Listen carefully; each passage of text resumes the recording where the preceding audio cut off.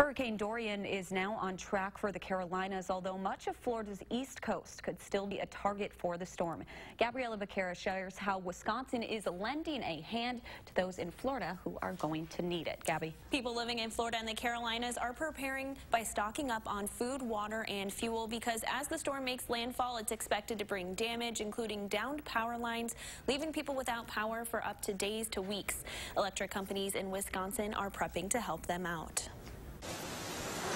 Right now, along the southeast coast, people are preparing for Hurricane Dorian, which is expected to bring torrential damage. Power outages and storm surge with flooding that could affect millions of people for days. You need to take preparations for this storm if you haven't already. While here in Wisconsin, 27 crew members from Municipal Electric Utilities of Wisconsin are preparing to help fix downed power lines. We're going to be restoring power. From Vanguard Electric in Black Earth, Sean Dilley is one of the workers who will put in 16-hour days in hopes of speeding along the recovery process. Yeah, change out a pole is probably depending on the pole, 4 or 5 hours. Some poles can take a day, depending how busy the pole is. 2 years ago, Dilley volunteered to go to Florida for Hurricane Irma recovery. We got to experience the wrath of a hurricane then, and kind of made us appreciate what we got back here as far as we don't have to deal with a hurricane, and going a couple weeks without air conditioning in 100-degree weather is a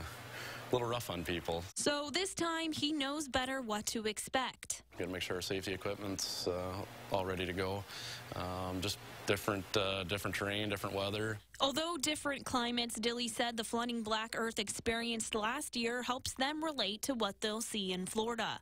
We've seen it firsthand, a disaster in our own towns, so we kind of, I guess, feel for other people in their towns that lose as much as what they've lost here. And because of that, Dilley says he appreciates neighbors helping neighbors.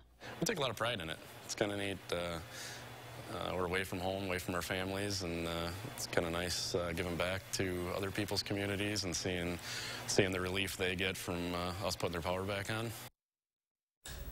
Dilley says one of the problems they faced during Irma was the lack of fuel and hotels. So as the crews leave for Florida tomorrow morning, Dilley says they will be stocked with equipment and safety gear. They need to get the job done, as well as food and fuel. All right. Thank you so much, Gabby. And